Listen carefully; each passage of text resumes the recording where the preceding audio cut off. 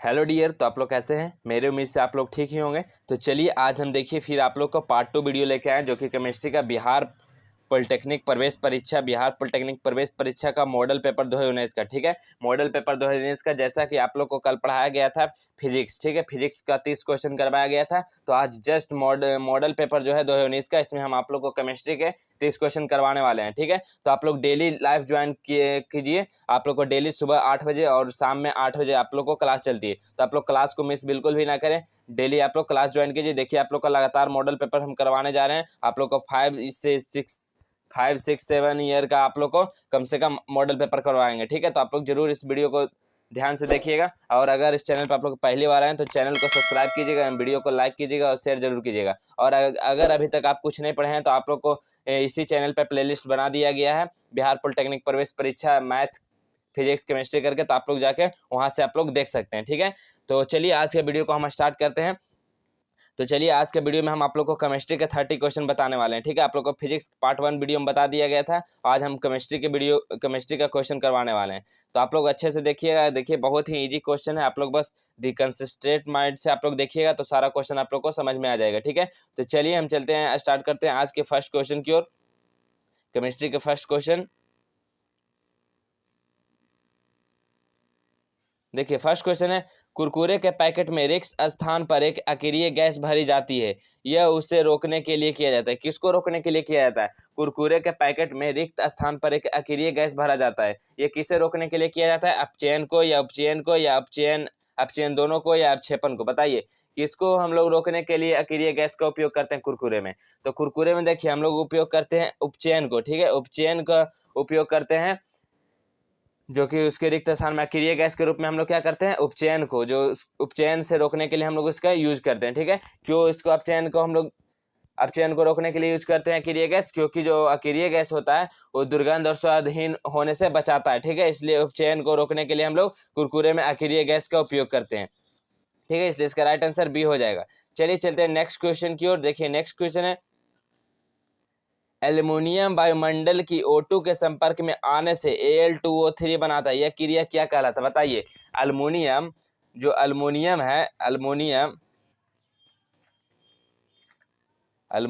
है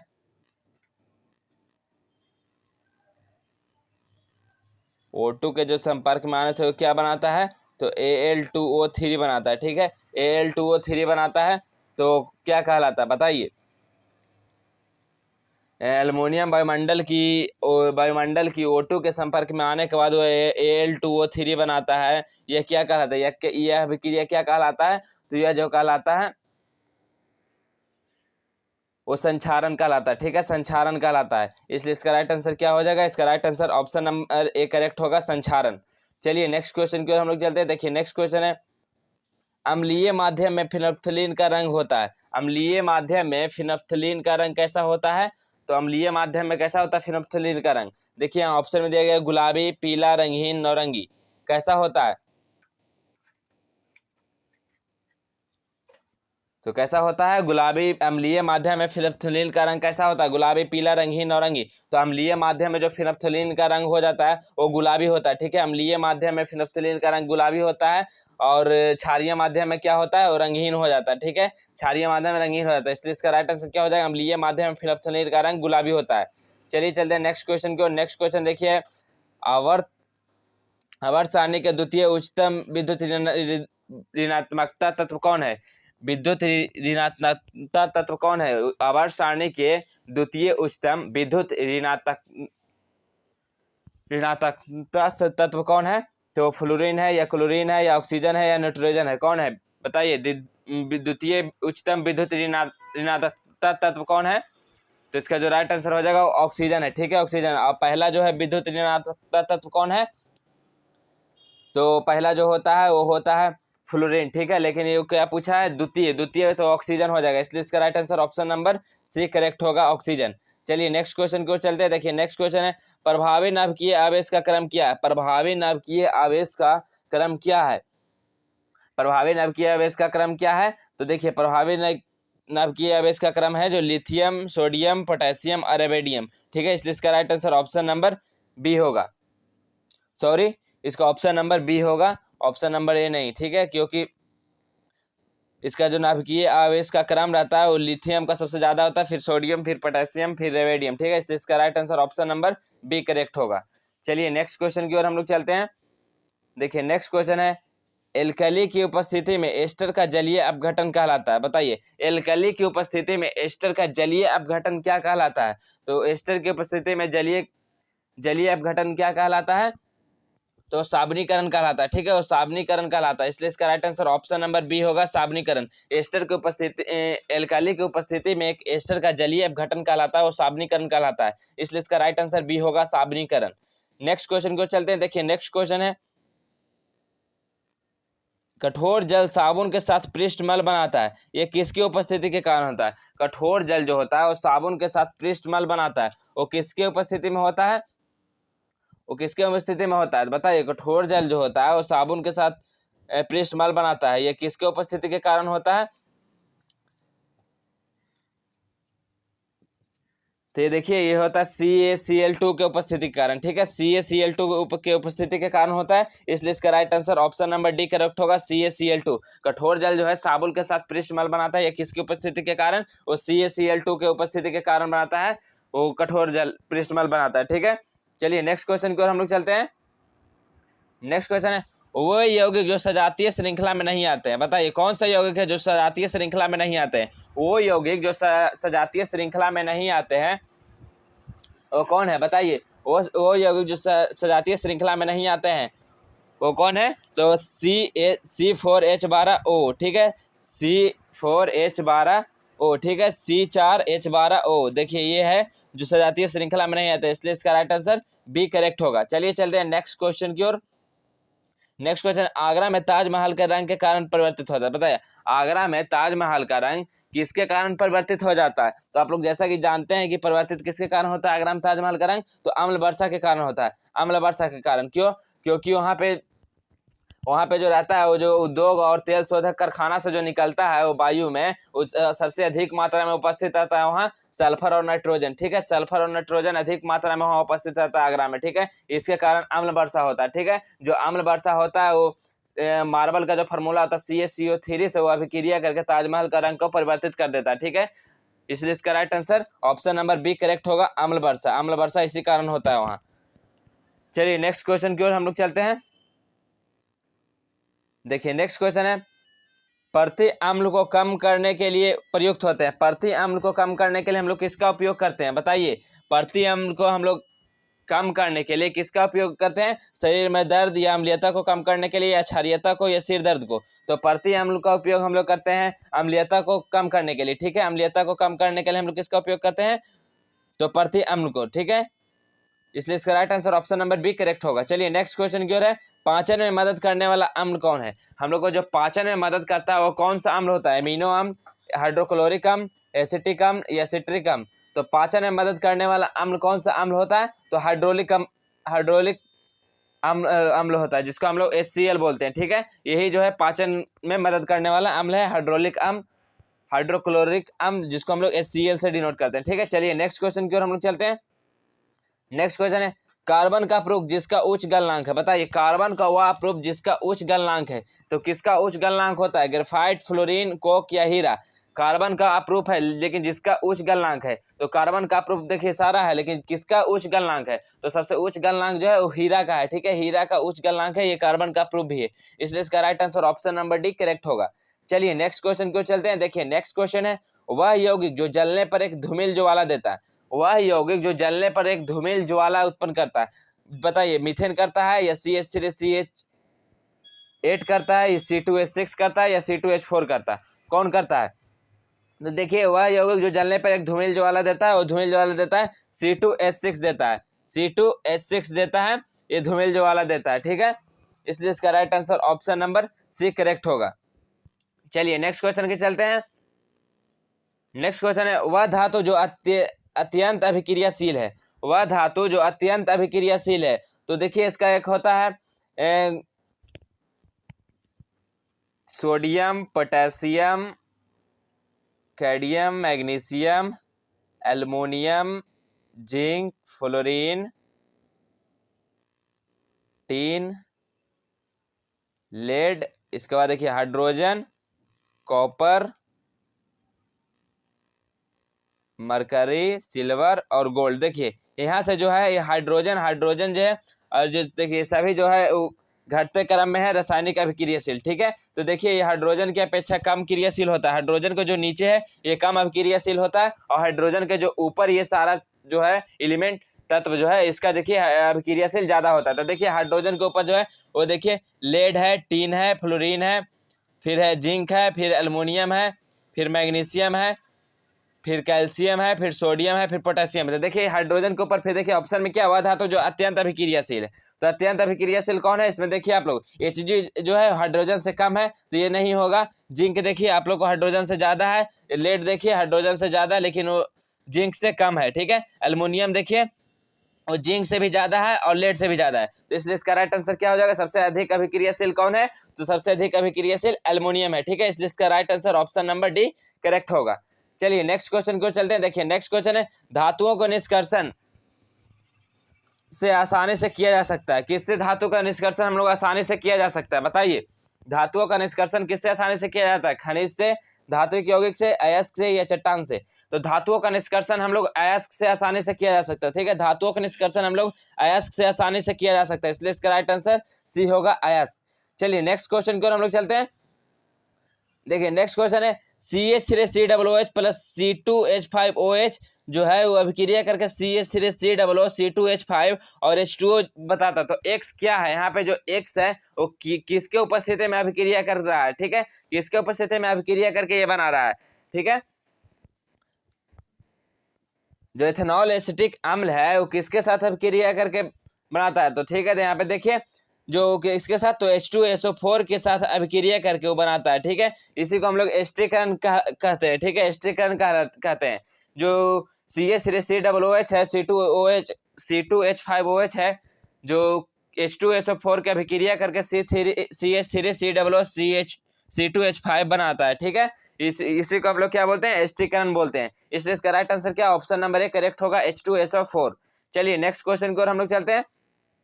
next question में, आधुनिक आवर्त नियम किस पे आधारित है। आधुनिक आवर्त नियम किस पे आधारित है, तो आधुनिक आवर्त नियम किस पे आधारित है, तो परमाणु संख्या पे आधारित है, न कि परमाणु भार पे। ठीक है, इसलिए इसका राइट आंसर क्या हो जाएगा, इसका right answer option number C correct होगा, परमाणु संख्या पे। आधुनिक आवर्त सारणी जो है वो परमाणु संख्या पे आधारित है, परमाणु भार पे नहीं। ठीक है, इसलिए इसका right answer option number C correct होगा। चलिए नेक्स्ट क्वेश्चन की ओर, वह तत्व जिसके प्राकृतिक विद्युत धनात्मक है, बताइए वो कौन सा तत्व है जिसके प्राकृतिक विद्युत धनात्मक है। सल्फर, सिलिकॉन, बोरॉन, तांबा। बताइए कि वो कौन सा तत्व है जिसके विद्युत धनात्मक, जिसके प्राकृतिक विद्युत धनात्मक है, तो कौन सा है बताइए।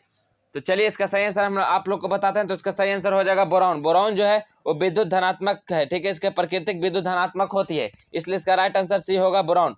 चलिए नेक्स्ट क्वेश्चन को हम लोग चलते हैं। नेक्स्ट क्वेश्चन है, मैग्नीशियम को हवा में जलना, मैग्नीशियम को हवा में जलना वो क्या कहलाता है। मैग्नीशियम को हवा में जलना क्या कहलाता है, तो मैग्नीशियम में हवा, देखिए मैग्नीशियम को हम लोग हवा में जलाएंगे तो क्या होगा, वो ये क्या कहलाएगा बताइए। मैग्नीशियम को हवा में जलना ये क्या कहलाएगा, ये कौन सा परिवर्तन कहलाएगा बताइए। तो इसका जो सही आंसर हो जाएगा वो हो जाएगा रासायनिक परिवर्तन। देखिए रासायनिक मेथड द्वारा हो रहा है, इसलिए रासायनिक परिवर्तन हो जाएगा। मैग्नीशियम को हवा में जलना कौन सा परिवर्तन कहलाएगा, और रासायनिक परिवर्तन कहलाएगा, इसलिए इसका राइट आंसर भी होगा, रासायनिक परिवर्तन। चलिए नेक्स्ट क्वेश्चन की ओर हम लोग चलते हैं। देखिए नेक्स्ट क्वेश्चन है, संगमरमर को वायुमंडलीय आर्द्रता CO2 के साथ अभिक्रिया करके चूना बनना किसका उदाहरण है। संगमरमर के वायुमंडलीय आर्द्रता, और देखिए संगमरमर का फॉर्मूला क्या होता है, संगमरमर का जो हो जाता है वो होता है CaCO3 और आर्द्रता, और देखिए CO2 के साथ ही अभिक्रिया करके क्या बनाता है, तो CaOH के होल ट्वाइस, CaOH के होल ट्वाइस, जिसको हम लोग बुझा हुआ चूना बोलते हैं। ठीक है, कैल्शियम हाइड्रोक्साइड। तो ये जो अभिक्रिया करके वो क्या, जो अभिक्रिया करके चूना बनाता है, तो ये कौन सा अभिक्रिया कहलाता है, वियोजन अभिक्रिया, विस्थापन अभिक्रिया, या योगात्मक अभिक्रिया, या अपचयक अभिक्रिया, क्या कौन सा अभिक्रिया कहलाता है, तो ये कहलाता है योगात्मक अभिक्रिया। देखिए योगात्मक अभिक्रिया कहलाता है, इसलिए इसका राइट आंसर क्या हो जाएगा, योगात्मक अभिक्रिया। योगात्मक अभिक्रिया ऑप्शन नंबर से करेक्ट होगा। ठीक है, चलिए नेक्स्ट क्वेश्चन की ओर हम लोग चलते हैं। नेक्स्ट क्वेश्चन है, देखिए बेरियम किस तत्व को उसके सल्फेट से विस्थापित कर सकता है? बेरियम जो है किस तत्व को उसके सल्फेट से विस्थापित कर सकता है? तो विस्थापित कर सकता कि किस सल्फेट किससे कर सकता है? वो सोडियम से कर सकता है। ठीक है, बेरियम किस तत्व को उससे सल्फेट से विस्थापित करता है? तो सोडियम को करता है, इसलिए इसका राइट आंसर क्या हो जाएगा? इसका राइट आंसर ये होगा सोडियम। चलिए नेक्स्ट क्वेश्चन की ओर चलते हैं। नेक्स्ट क्वेश्चन है ग्लूकोज का विघटन। ग्लूकोज का विघटन क्या कहलाता है? ग्लूकोज का विघटन क्या कहलाता है? तो ग्लूकोज का विघटन कहलाता है वो अपचय क्रिया कहलाता है। ठीक है, अपचय अभिक्रिया कहलाता है। ठीक है, ग्लूकोज का विघटन अपचय अभिक्रिया कहलाता है, इसलिए इसका right answer option number C correct होगा। चलिए नेक्स्ट क्वेश्चन की ओर देखिए। नेक्स्ट क्वेश्चन बहुत ही easy. Plaster of Paris, plaster of Paris का क्या फॉर्मूला होता है? बताइए आप लोग, इसका क्या होगा सही आंसर? आप लोग इसका कमेंट में जरूर आप लोग इसका आंसर बताइएगा। प्लास्टर ऑफ पेरिस का क्या होता है फॉर्मूला? प्लास्टर ऑफ पेरिस का क्या होता है? CaSO4 × 2H2O होता है, या CaSO4 × ½ H2O होता है, या CaSO4 × 5 H2O होता है, या CaSO4 × H2O होता है? इसका क्या होगा सही आंसर? आप लोग कमेंट में इसका आंसर जरूर बताइए। ठीक है, ये आप लोग के लिए HW क्वेश्चन है। ठीक है, आप लोग इसका जवाब जरूर बताइए। चलिए चलते हैं नेक्स्ट क्वेश्चन की ओर। देखिए नेक्स्ट क्वेश्चन है एसिटिक अम्ल NaOH के साथ अभिक्रिया करके एक लवण बनाता है, जिसका pH मान क्या होगा? देखिए एसिटिक अम्ल जो है NaOH के साथ अभिक्रिया करके एक लवण बनाता है, जिसका pH मान क्या होगा? तो देखिए एसिटिक अम्ल क्या होता है? CH3COOH जो अभिक्रिया किसके NaOH से अभिक्रिया करके ये क्या बनाता है? तो ये बनाता है CH3COONA और बनाता है H2O। तो देखिए ये लवण क्या है? H2O। यहाँ पे देखिए लवण है, तो इसका क्या हो जाएगा? इसका pH मान क्या होता है? H2O जल का pH मान क्या होता है? 7 होता है। ठीक है, 7 होता है, इसलिए इसका राइट आंसर क्या हो जाएगा? इसका राइट आंसर क्या हो जाएगा? 7 के बराबर। ठीक है, 7 के बराबर, इसलिए इसका right answer option number B correct होगा, 7 के बराबर। pH मान 7 होता है। चलिए चलते हैं नेक्स्ट क्वेश्चन की ओर। देखिए नेक्स्ट क्वेश्चन है वह धातु जो अपने मूल अवस्था में नहीं पाई जाती है। वह धातु जो अपने मूल अवस्था में नहीं पाई जाती है वो कौन सी धातु होती है? बताइए, जो अपने मूल अवस्था में नहीं पाई जाती है वो कौन सी धातु होती है? तो आयरन होता है। ठीक है, आयरन होता है। आयरन जो अपने मूल अवस्था में पाई नहीं जाती, इस आयरन को हम लोग Fe से डिनोट करते हैं। ठीक है, इसलिए इसका राइट आंसर सी करेक्ट होगा, आयरन। नेक्स्ट क्वेश्चन है एक परमाणु की n कक्षा में 7 इलेक्ट्रॉन है, उसके नाभिक में 18, तो द्रव्यमान की संख्या क्या होगी? देखिए यहाँ पे दिया गया, आप लोग जानते हो KLMN। ठीक है, तो के में कितना रहता है? 2, और L में 8 होता है, और M में भी 8 होता है, और N में देखिए लास्ट में दिया गया 7 है। ठीक है, तो टोटल को हम लोग ऐड करेंगे तो 25 हो जाएगा। ठीक है, 25। देखिए इलेक्ट्रॉन की संख्या हम लोग को 25 आ गया, और जो इलेक्ट्रॉन है 18 है। ठीक है, इलेक्ट्रॉन 18, तो हम लोग जानते हैं कि इलेक्ट्रॉन की